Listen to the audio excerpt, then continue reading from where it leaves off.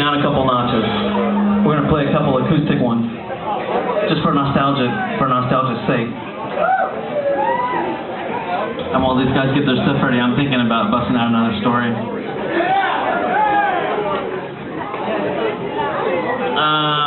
The tailpipe story, is that really entertaining enough? I might embellish this one a little bit.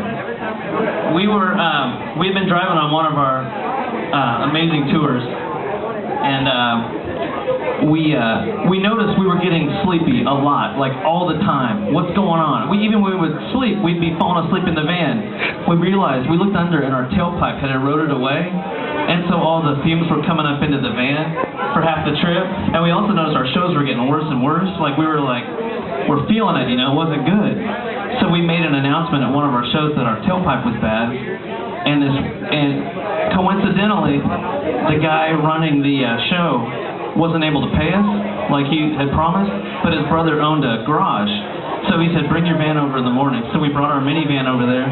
They jacked it up on the thing. The guy got the welding stuff out, the big helmet. It was like the stuff you see on, Monster Garage or whatever. Started working. He said, come back in an hour. We came back, and it had this tailpipe. It was like 6 inches thing. It like shot straight out the side like a semi-truck or something. It went out the side and went along the side and then curved up. It was sweet.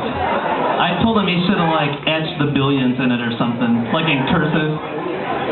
He said we'd have to play another concert. Right. But anyways, and the sad thing was the way he had it shooting out, it still kind of whipped up into the door, the crack in the door. So that's that's what happened to us.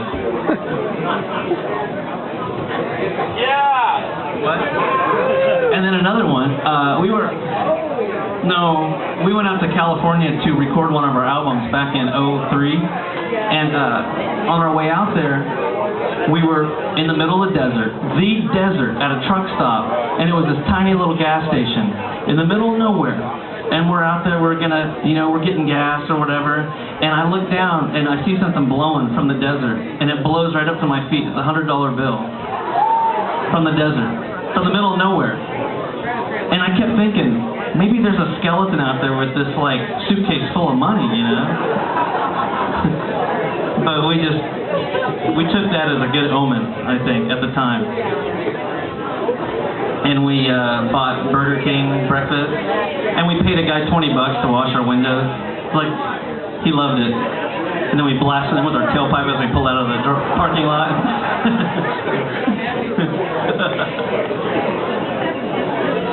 And then one time,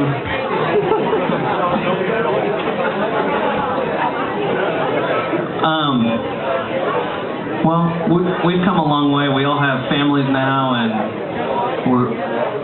we've grown up. And I have a job at an advertising agency now, doing graphic design. Jones Hewitt Partners over at Topeka. Can I get a shout out? There we go. I love it. Best job ever. But so I've always had this marketing mind, and when we used to play at this music festival called Cornerstone in Illinois, and we knew it got 120 there, and everyone got real hot, so we thought, why don't we come up with some fans that people fan themselves with, and then we'll say, I'm a Billions fan, on the fan. So then these people, even if they hate our band, they're going to be standing there oh, they're a fan, whether they like it or not, they're going to be a fan. So yeah, we printed up about 300 of those. People loved it. Some people that didn't necessarily like our band, they were using them. They had to use it. We made them fans. And then the weird thing was, though, this was kind of weird. I was walking around Cornerstone that year, and I looked on the ground by this fence, and I saw this fan, just looked kind of like ours from Old Navy, and on it said Old Navy fan. And I said, what? And I went over there and I kicked a bunch of dirt on us, and no one would see it. Isn't that weird? What are the chances of that? My great idea. All right, Dan. Old Navy. Old Navy was already. Oh, okay, here we go.